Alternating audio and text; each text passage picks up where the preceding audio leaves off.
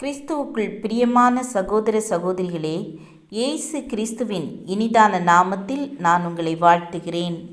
இன்றைய நாளுக்கான வேத வசனம் யோவான் 1:16. அவருடைய பரிபூரணத்தினால் நாம் எல்லாரும் கிருபையின் மேல் கிருபை பெற்றோம். ஒரு நாள் ஒரு மனிதன் எல்லாவற்றையும் விட்டுவிடும் விரக்தி நிலையை அடைந்தான். தன்னுடைய வேலையை, மற்றவர்களோடு தன்னுடைய உறவை, தன்னுடைய ஆன்மீக நிலையை எல்லாவற்றையும் விட்டுவிட தீர்மானித்தான். தன்னை மாய்த்து கொள்ள விரும்பி அடர்ந்த ஒரு காட்டிற்குள் சென்றான். அதற்கு முன்பாக ஆண்டவரிடத்திலிருந்து ஒரே ஒரு காரியத்தை அறிந்து கொள்ள விரும்பினான். ஆண்டவரே, என்னை நான் மாய்த்து கொள்ளும் தீர்மானத்தை மாறத்தக்கதாக நீர் ஒரு நல்ல காரணத்தை எனக்கு சொல்ல முடியுமா என்று கேட்டான். ஆனால் ஆண்டவர் சொன்ன பதில் அவனை ஆச்சரியத்தில் ஆழ்த்தியது. உன்னை சுற்றிலும் பார், அந்த மூங்கிலையும் பெரணி செடியையும் காண முடிகிறதா என்று ஆண்டவர் கேட்டார். ஆம் ஆண்டவரே என்றான். பெரணி செடி விதையையும் மூங்கில் விதையையும் ஒரே நாளில்தான் ஊன்றினேன். அவற்றை கவனமாக பராமரித்தேன். இரண்டிற்கும் தேவையான வெளிச்சத்தையும் தண்ணீரையும் கொடுத்தேன்.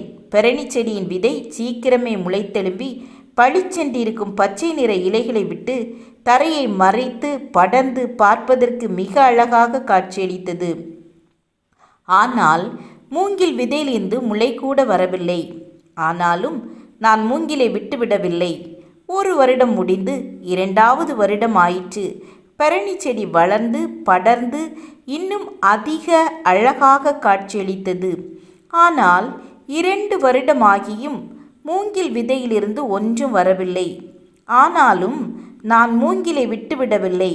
3வது வருடமும் ஆயிற்று. மூங்கில் விதையிலிருந்து எதுவும் முளைத்தெழும்பவில்லை. 4வது வருடமாயிற்று. ஒரு மாற்றத்தையும் காணவில்லை. ஆனாலும் நான் விட்டுவிடவில்லை. 5வது வருடத்தில் ஒரு சிறிய முளை தோன்றியது. பெரணி செடியை ஒப்பிட்டு பார்க்கும்போது மூங்கில் மிகச்சிறிய அற்பமான செடியாக காட்சியளித்தது.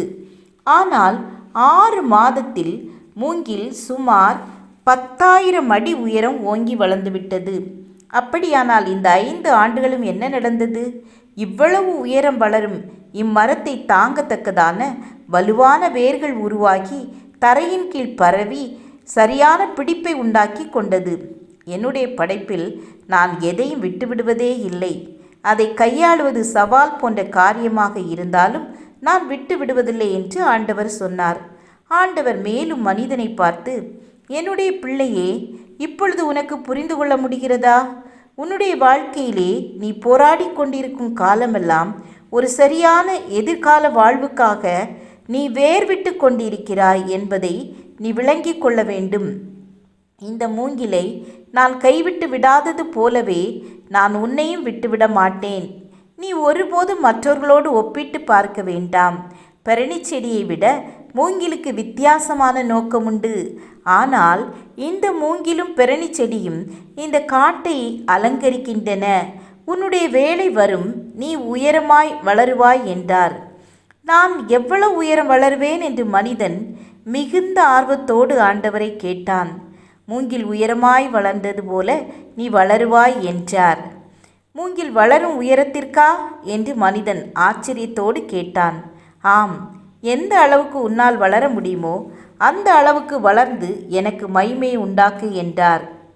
மனிதன் தனது நம்பிக்கை புதுப்பிக்கப்பட்டதாக காட்டை விட்டு திரும்பினான். ஆண்டவர் என்னை கைவிடவில்லை. என்னை குறித்து ஒரு அருமையான நோக்கம் வைத்திருக்கிறார். நான் என் வாழ்வில் முன்னேறி செல்வேன் என்று நம்பிக்கையின் நிச்சயத்தோடு திரும்பினான். ஆம், என அன்பானவர்களே, தேவனுடைய கிருபையில் சார்ந்து கொண்டு தொடர்ந்து முன்னேறி கொண்டே இருங்கள்.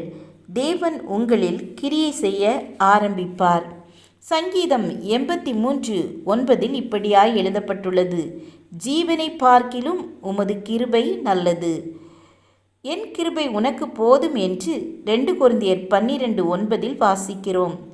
யாத்ராகமம் 33:17 என் கண்களில் உனக்கு கிருபை கிடைத்தது என்று வாசிக்கிறோம். ஜெபம் செய்வோம்.